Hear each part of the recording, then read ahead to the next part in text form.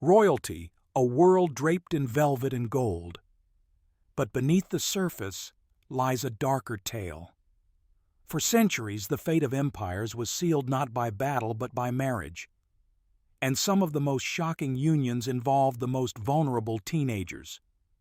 Children barely old enough to write their names were wed to strangers. Some were pawns. Others became powerhouses, and a few met devastating ends. This is the story of 6 royal marriages that stunned their courts, changed kingdoms, and left a legacy of betrayal, ambition, and tragedy. From England to Egypt, France to Scotland, these aren't fairy tales. These are survival stories in crowns. Katherine of Aragon, the teen bride, and the curse of England. She was 15, a girl still brushing the edges of childhood, sent across the stormy sea to become a wife.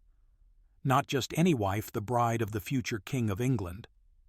Her name was Katherine of Aragon, the youngest daughter of Spain's Catholic majesties, Ferdinand and Isabella, a princess raised on empire and religion. She spoke Latin better than many bishops and believed, as all the world did, that her life was blessed by God. But God had other plans. Waiting for her in England was Arthur Tudor, the crown prince, just 15 as well, but already a fragile shadow of a boy, pale and awkward. They were children, both of them.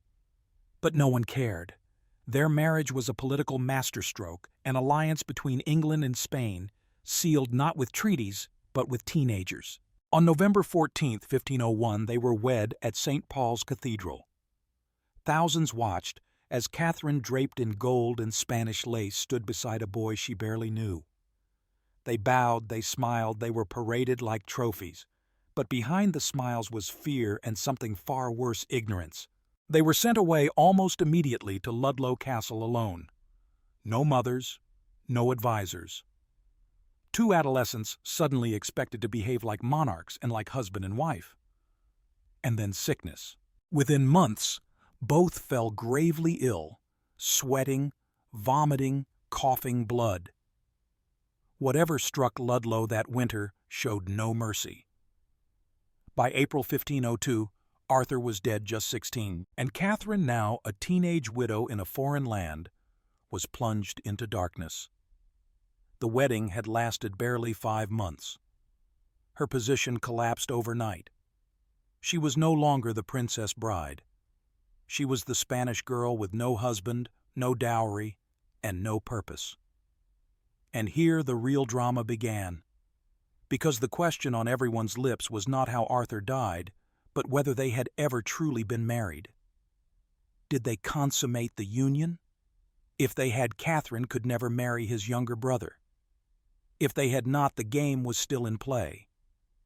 Katherine claimed no. The marriage had never been physically completed. She was, in the eyes of God, still untouched.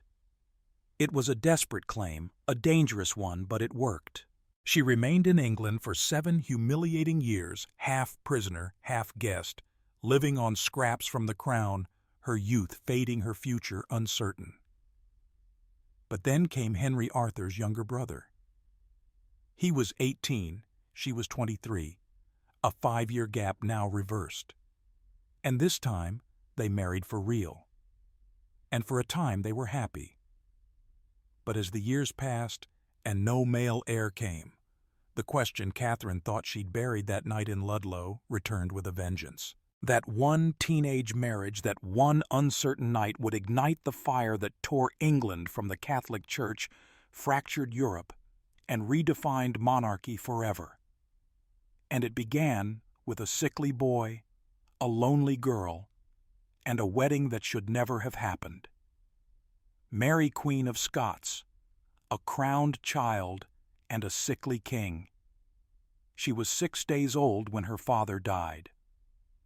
And with his final breath, Mary Stuart became Queen of Scotland. A crown so heavy it nearly crushed her before she could walk. At 5, she was sent to France, not for safety, but for strategy. She would be raised at court and molded into a bride for the future king, a political instrument in silk slippers. Her groom, was Francis the Dauphin of France, a boy just 1 year her junior, delicate, timid, and constantly ill. Together they were two royal children locked in a gilded cage, trained to smile, to bow, to serve an empire's ambition. In 1558, at just 15 years old, Mary was married to Francis in a grand ceremony at Notre Dame Cathedral.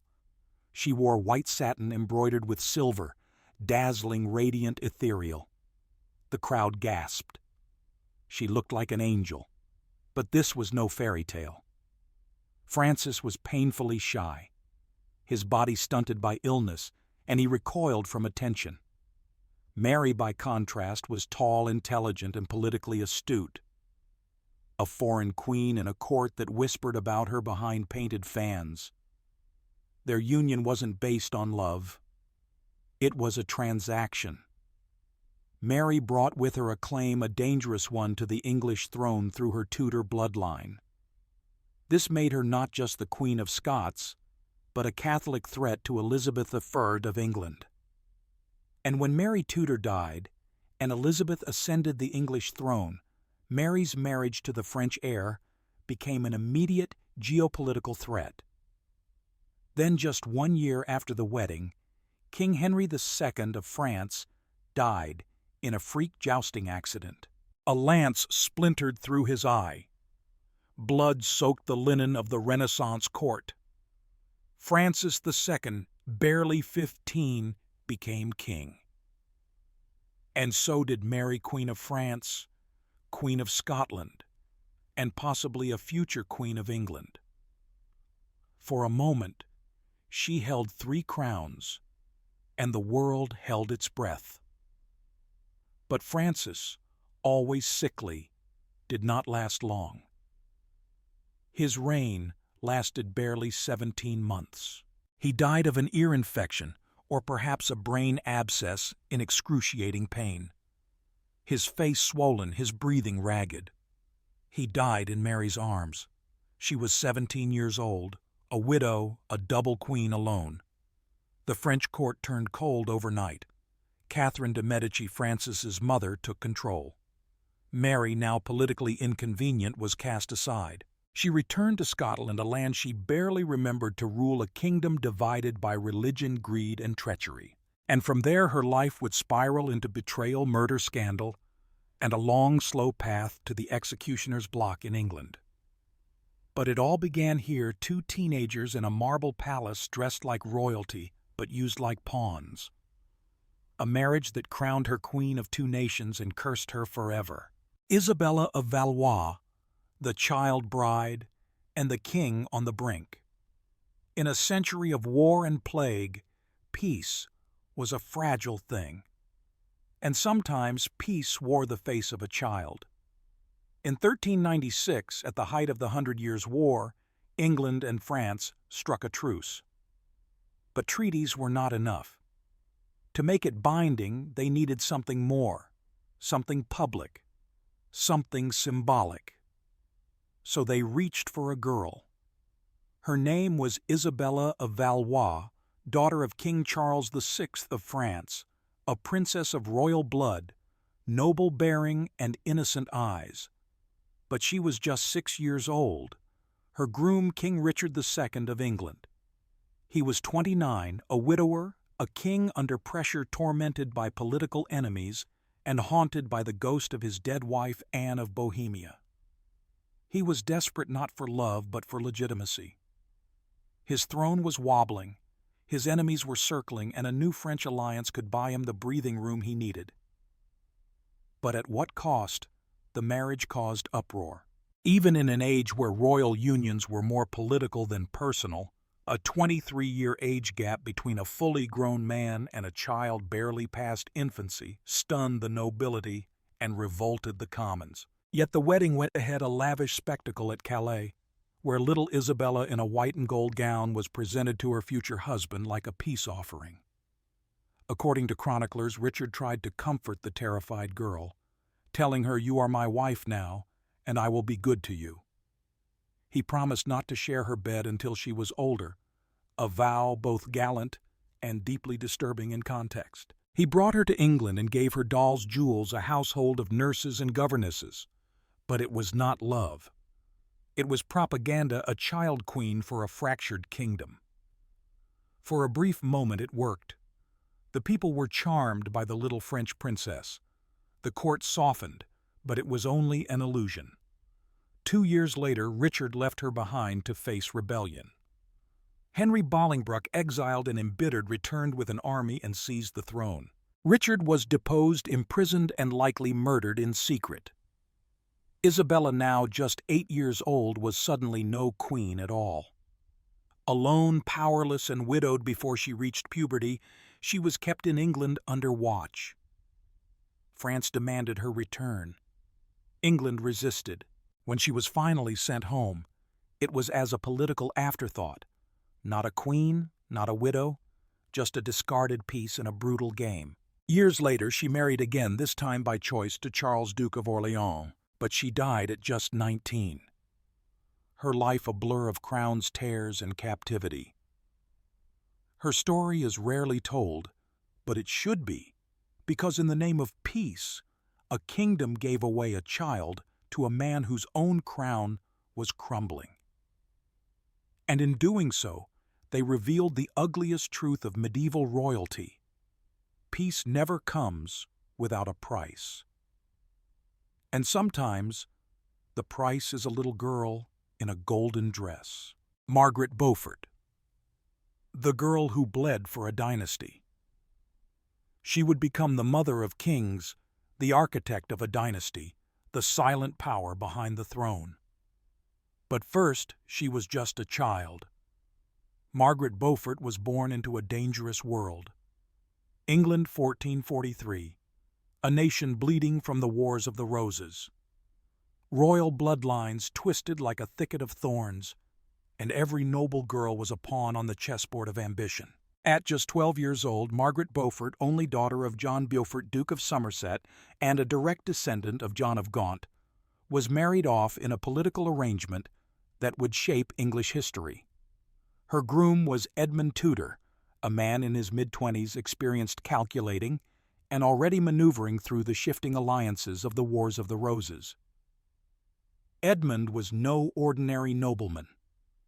He was the son of Queen Katherine of Valois and Owen Tudor, making him the half-brother of King Henry VI.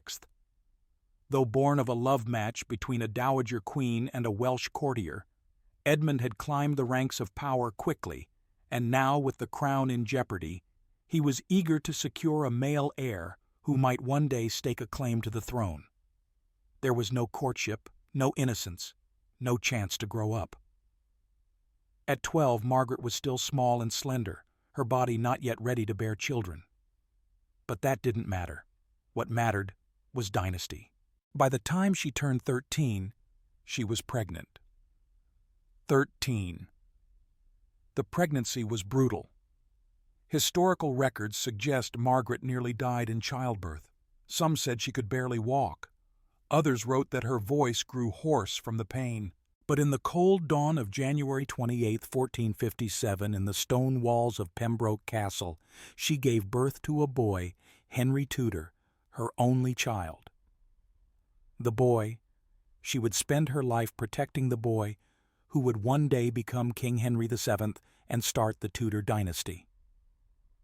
But Margaret's survival came at a devastating cost. The birth left her permanently damaged. She would never bear another child.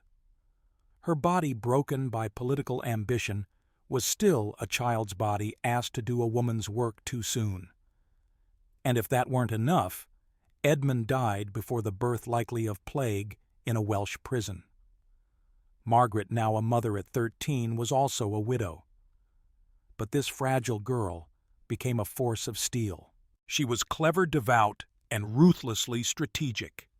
Over the next decades, she would marry twice more, but always on her terms. She never again risked childbirth. Instead, she forged alliances, raised armies, and kept her son's claim to the throne alive from exile. And when the final battle came, Bosworth, 1485, it was Margaret Beaufort's son who triumphed. her boy, her pain, her purpose. She stood in the shadows of power, yet controlled it all. She founded colleges. She funded translations of religious texts, and she signed her letters not as a noblewoman, not as a widow, but as Margaret R., the king's mother. But behind that signature was a girl who had once screamed through the night in a stone tower bearing the weight of England's future in her tiny frame. Her triumph was hard-won and soaked in blood. Margaret Beaufort was not just the mother of a king. She was the girl who bled to make him one. Marie Antoinette, a teen bride in a golden cage. She was 14, a girl raised among glittering chandeliers and etiquette so strict it felt like performance art. He was 15, a shy, awkward boy, more comfortable with locks and books than with people. Together, they were the future of France. In 1770, Marie Antoinette of Austria was sent to Versailles to marry the Dauphin of France, Louis Auguste, grandson of King Louis XV. It was a marriage meant to unite two ancient enemies, Austria and France, through silk ceremony and the clasp of youthful hands. But beneath the powdered wigs and embroidered smiles was a disaster waiting to unfold. Marie had grown up in the imperial palace of Schönbrunn, surrounded by sisters' music and the sharp mind of her formidable mother, Empress Maria Theresa. But Versailles was different, cold, watchful, and utterly alien. The wedding took place before they had even met.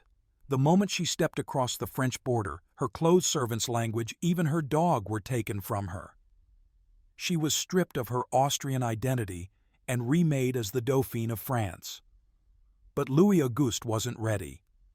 Socially withdrawn, awkward in conversation, and likely suffering from a physical condition that made consummation difficult. He was a boy trying to fill a man's shoes and failing. For 7 years, their marriage remained unconsummated. The court whispered, the pamphlets mocked. Marie, now a teenage queen in waiting, was painted as frivolous, cold, even unfaithful though she was, little more than a lonely girl trapped in a golden prison. The ridicule grew. They called her l'Autrichienne, the foreign woman. Some made it cruder a pun for Austrian bitch. And then in 1774, Louis XV died. At just 19 and 20 years old, Louis XVI and Marie Antoinette became king and queen of France, children on a collapsing throne. Marie, starved of affection, sought distraction, balls, dresses, elaborate hairstyles that defied gravity. The court's resentment grew. Let them eat cake, they claimed. She said a phrase she never uttered, but one that sealed her fate in the public imagination. As France slid into debt and famine, the people began to turn. The lavish spending, the parties, the diamond necklace scandal, all became symbols of a monarchy out of touch with its people. And through it all, the girl who had arrived at 14 remained trapped not by stone walls, but by image, myth, and suspicion. Revolution came swiftly. The Bastille fell. The monarchy crumbled. In 1793, Marie Antoinette, now 37, walked to the guillotine in a plain white dress. No jewels, no powdered hair, just the ghost of that 14-year-old girl who had once crossed the border and never truly returned. Her teenage marriage was meant to secure peace. Instead, it helped light the fuse of revolution. She came to France as a bride and left as a warning. Cleopatra, the teenage queen, and her husband brother. Egypt has always conjured images of gods and gold, but behind the grandeur of the Nile was a brutal truth. Royalty here came with daggers, poison, and sibling marriage. And no one embodied that world more fiercely than Cleopatra Zevent. She was just 18 years old when she became Queen of Egypt. But she wasn't alone on the throne. Her father's will decreed she marry her brother Ptolemy XIII, a 10-year-old boy. Yes, an 18-year-old woman married to her 10-year-old brother. This wasn't about love. It wasn't even about tradition. It was about dynasty. For centuries, Egypt's Ptolemaic rulers descended from Alexander the Great's general, married within the family to preserve pure blood. But in practice, it bred only jealousy, madness, and civil war. Cleopatra had no intention of being ruled by a child. From the moment she donned the crown, she made it clear she would not share power. She put her own face on coins.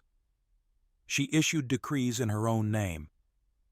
She even refused to speak Greek alone, mastering Egyptian, something no ruler in her dynasty had done. But behind her, lurking in the marble corridors of Alexandria's royal palace, were Ptolemy's advisors, ruthless men who saw Cleopatra as a threat. They whispered poison in the boy king's ear, stoking fear and division. The court split, the marriage fractured, and the throne began to shake. In 49 BCE, Cleopatra was forced to flee. She disguised herself, crossed the desert, and raised an army ready to return not as a queen but as a conqueror. Meanwhile, her young brother's court waited smugly in the palace. They underestimated her. Everyone did until Julius Caesar arrived. Cleopatra did not walk into Caesar's tent. She rolled herself in a rug and had it smuggled into his chambers, dramatically unrolled before him, like a gift, a calculated act of brilliance and seduction. The moment changed history. Caesar backed Cleopatra.